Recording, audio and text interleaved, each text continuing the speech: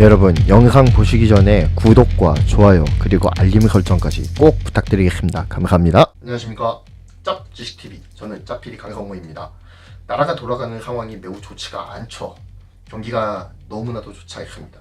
제가 일하고 있는 이 출판사가 여의도에 있습니다. 여의도 하면은 꽤 고액연봉자들이 많이 돌아다니는 곳이잖아요. 금기관들이 밀집해 있고, 그리고 여러 가지 회사들이 이렇게 있습니다. 그리고 종교기관들도 꽤 많이 있고요. 그 중에 저희 출판사도 있죠. 중심 업무지구란 말입니다. 그래서 회사들이 꽤 많아요. 회사원들이 점심이 되면 쏟아져 나와가지고 그 중심 상업지구에 있는 식당에 이렇게 밥을 먹으러 가게 됩니다. 제가 1년 전에 여의도에 입성을 했는데 1년 전에는 정말 거의 모든 식당에서 줄을 안 서면 먹을 수가 없었어요. 정말로 북적북적 됐거든요. 1년이 지난 지금 여의도의 환경은 어떻게 변했을까요? 지금은요, 어딜 가도 그냥 거의 줄 안 서고 들어가요. 몇몇 집은 여전히 줄을 서지만 그 줄도 많이 짧아졌고요. 그만큼 경기가 좋지 않다라는 증거입니다. 아니, 1년밖에 안 되는 시간 어떻게 이렇게 변했는지 모를 정도로 경기가 많이 무너져 있는 상태예요. 그런 가운데에 문재인 정부 출범이 2년이 지나갔습니다. 저는 한 가지 의문점이 생겼어요. 과연 문재인 정부 2년에서 그가 취임사에 말했던 내용들이 얼마만큼 지켜지고 있을까라고 하는 의문이 들었습니다. 어찌되었든 제가 반성 영상을 올리면서 정치 컨텐츠는 안 하겠다라고 당분간 보류하겠다고 이야기를 했잖아요. 그런데 또 여지없이 정치 콘텐츠를 올리게 되네요. 좀 심심할 사과의 말씀을 드립니다. 혹시나 불편하신 분들이 계시다면 너그럽게 이해해 주셨으면 좋겠습니다. 자, 그렇다면 취임사를 통해서 본 문재인 2년 평가 지금부터 시작하도록 하겠습니다.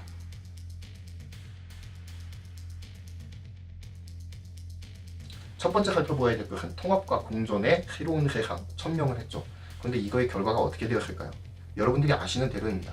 개박살났죠. 문재인 대통령이 취임사 첫머리에서 뭐라고 말을 했느냐면 한 번도 경험해보지 못한 나라를 만들겠다는 열정으로 뜨거운 상태다 라고 말을 했어요. 그리고 통합과 공존의 새로운 세상을 열어갈 청사진으로 가득 차 있다 내 머리는, 이렇게 말을 했습니다.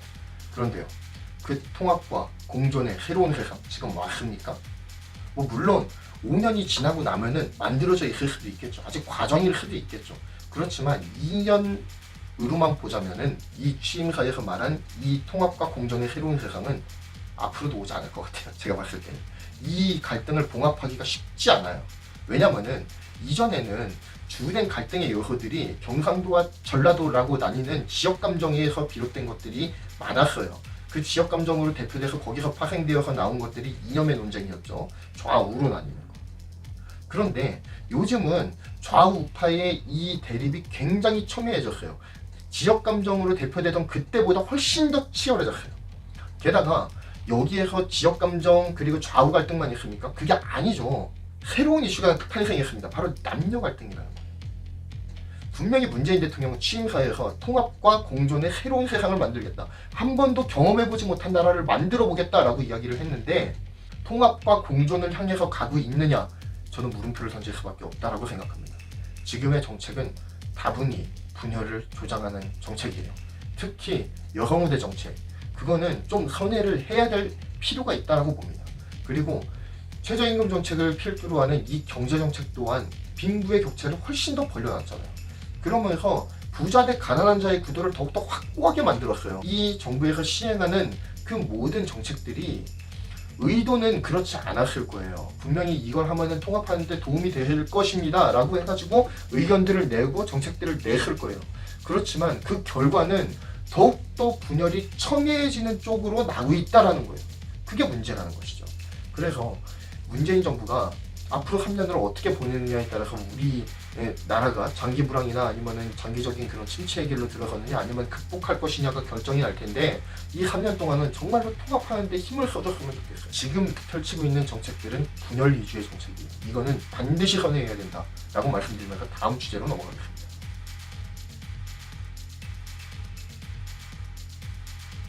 두 번째는 국민과의 소통에 대해서 한번 이야기를 해보고 싶어요. 저는 맨 처음에 문재인이 국민과의 소통을 굉장히 잘할 것이라고 기대했습니다. 그리고 처음 한 5, 6개월 정도는 문재인이 다른 거는 조금 어리숙하고 미숙할지 모르겠지만 국민과의 소통은 정말 열심히 하는 대통령이구나 라고 생각을 했어요. 그런데 지금 와서 생각해보면 문재인 대통령은 진정한 소통이 무엇인지 모르고 있다고 생각을 합니다. 왜냐면 한번 잘 생각해 보십시오. 본인의 정치적인 이념과 신념이 있어요. 그거는 지켜줘야죠. 맞아요. 왜 내가 취한 이 정치적인 스탠스가 왜 부정적인 결과를 낳고 있는지에 대해서 생각을 해야죠. 그럼 부정적인 이야기가 들린다라고 하는 거는 반대를 위한 반대일 수도 있지만 정반대일 수도 있어요. 실제로 자기가 추진하고 있는 정책이라든지 아니면 정치적인 신념이 잘못된 걸 수도 있다라는 생각은 왜 못하는 걸까요?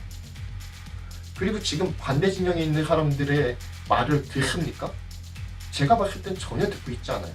물론 그거는 이명박이나 박근혜 때도 마찬가지였어요. 그 사람들도 안 듣기는 매한가지였어요. 그런데 이 문재인이라고 하는 사람은 취임사에서 국민과의 소통을 공약으로 내세웠다는 거예요. 소통하겠습니다라고 이야기를 했단 말입니다. 그런데 지금 반대 진영이 말하고 있는 거에는 완전히 실드를 쳐요. 그리고 여기 본인의 편에서 들려오는 이야기들만 그것도 본인의 편에서 들려오는 이야기 중에 자기한테 긍정적으로 발휘될 수 있는 내용들만 뽑아서 듣고 있어요. 이거는 국민과의 소통이 아니죠. 반대편에 대해서는 완전히 귀를 막아버린 반쪽짜리 소통이라는 겁니다.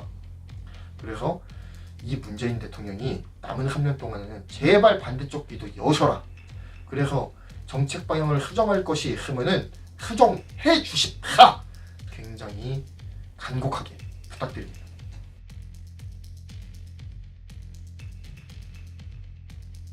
세 번째, 드디어 나왔습니다. 한반도 평화정착. 저는 이 서타이틀을 아직도 쏘는데? 라고 잡았습니다.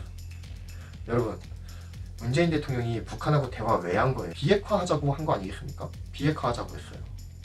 그런 다음에 북한이 몇 가지 행동을 보여줬죠? 핵실험장을 폭파했습니다. 그리고 동창리 미사일 기지에 그 엔진 시험장을 폐쇄했어요. 그런 액션들을 보여주면서 우리는 이렇게 협상의 결과들을 잘 이행하고 있다라고 하는 것을 보여줬어요. 그런데 그것이 보여주기식 눈 가리고 아웅이라고 하는 것이 하노이 미북 정상회담에서 딱 걸리고 말았어요. 왜 하노이 회담이 결렬됐는지 다 알고 계시잖아요. 북한이 딴 주머니를 차고 있었어요. 또 다른 핵시설이 있었다는 겁니다. 그리고 미국은 그걸 알고 있었어요. 그래서 그걸 요구를 했다는 것이죠. 너희들 이거 폭파하고 저거 폐쇄하고 잘하고 있는데 너희들이 찬 딴 주머니도 빨랑 풀어가지고 내놔 라고 이야기를 했단 말이에요. 트럼프가. 그런데 김정은은 거기에 놀라기만 했을 뿐이에요. 절대 자신이 찬 딴 주머니를 포기하지 않았다라는 겁니다.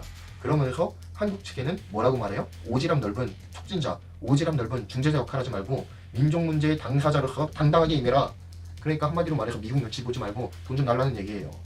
그런데 지금 돈 줄 시기는 아니잖아요. 얼마 전에도 정말 어이없는 일이 있었지 않습니까? 단거리 탄도미사일을 2발이나 쐈어요. 그리고 그 다음에는 또 단거리 미사일을 또 며칠 간격으로 쐈죠. 그런데 우리나라 뭐라고 그랬습니까? 발사체라고 그랬어요. 불상 발사체라고 그랬어요. 그런데 외신들은 다 그게 단거리 탄도미사일이라고 다 결론 내놓고 궤적까지 다 분석해가지고 내놨단 말이에요. 그런데 오로지 한국 언론들만 발사체, 불상 발사체, 미사일로 추정되는 발사체, 이건 아니잖아요. 이미 다 확인된 사항인데. 그리고 그 다음날 북한 매체에서 나가가지고 떠들었어요. 자기가 쏜 거 미사일 많다고. 북한에 햇빛을 계속해서 쬐어주면 언젠가는 옷을 벗고서 나올 때가 있을 것이다. 햇볕 정책이잖아요. 그런데 햇볕 정책이 성공을 했습니까? 안 했단 말이에요. 그렇다고 해서 강경 일변도의 정책이 성공을 했느냐? 그것도 아니에요. 그렇다라고 한다면은 강경과 햇볕을 조화롭게 사용할 줄 알아야죠. 내가 가진 정치적인 신념이 햇볕 정책에 있다라고 해가지고 이미 실패한 게 판명이 난 정책을 계속해서 이끌어 나간다라고 하는 거는 이건 바보나 하는 짓 아닙니까? 이게 효과가 없다라는 게 드러났으면 다른 걸 시도해 봐야죠. 왜 똑같이 하죠? 쌀 보내겠다, 돈 보내겠다. 왜 그러는 겁니까? 그거 결국은 우리 다 세금이에요. 우리 세금을 왜 김정은 부자한테 넣어줘야 되는 건지 전 도저히 이해가 안 가요. 평화는 그런 식으로 유지되는 것이 아니죠. 미사일 4방으로 모든 것이 판명이 났다고요. 햇볕 정책 그것만으로는 답이 없다라는 것이 이미 나왔어요. 햇볕 정책은 부수적인 정책일 뿐이에요. 북한이 협상된 것을 진짜 실제로 이행했을 때 그때의 햇볕 정책을 시작해도 늦지 않아요. 지금은 강경하게 나가야 될 때예요. 이 북한과의 이 한반도 평화 정착이라고 하는 이 이슈는 정말 이 정부에서 심혈을 기울여서 준비해왔고 추진해오던 정책이란 말이에요. 그런데 이것마저도 실패했단 말이죠. 그렇다고 한다면 선회해야 될 거 아닙니까? 왜 선회를 못하는지 모르겠어요.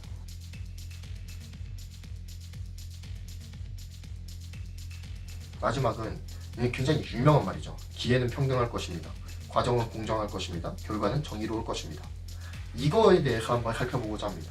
저는 문재인 정부가 기회평등, 과정의 공정, 그리고 결과의 정의를 위해서 추진하고 있는 정책이 규제라고 생각을 해요. 굉장히 많은 규제들이 있었죠.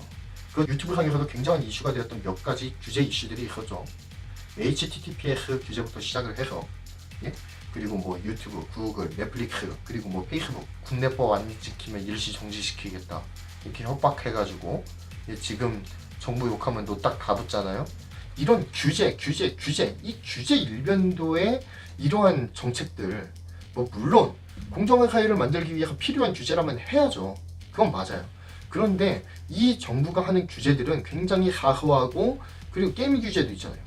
아니 게임을 본인이 조절해서 하면 되는 거지 그걸 왜 또 규제를 하냐고요. 전 정말 이해가 안 가요. 어찌됐든 뭐 지금 게임 규제에 대한 이야기를 하는 것이 아니니까.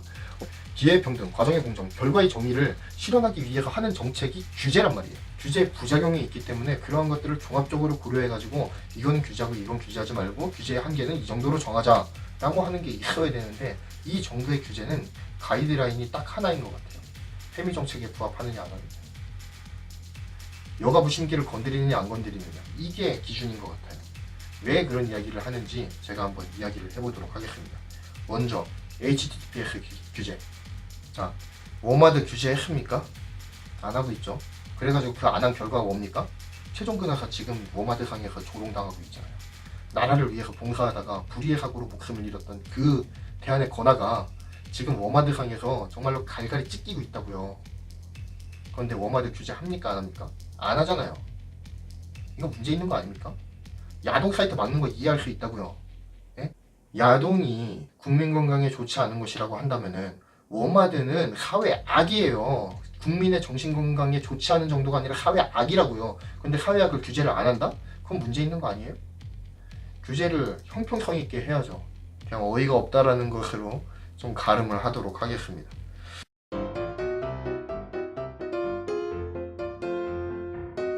지금까지 취임사를 통해서 본 문재인 정부 2년 시적에 대한 정리를 해보았습니다.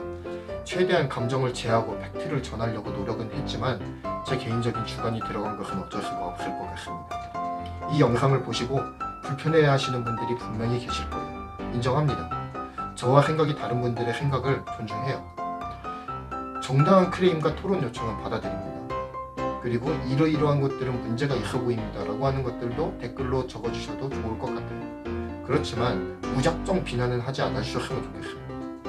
지금의 상황이 너무나도 답답해서 이렇게 영상을 남기는 학구 유튜버 짭지식TV, 저는 짭PD 강성무였습니다. 감사합니다.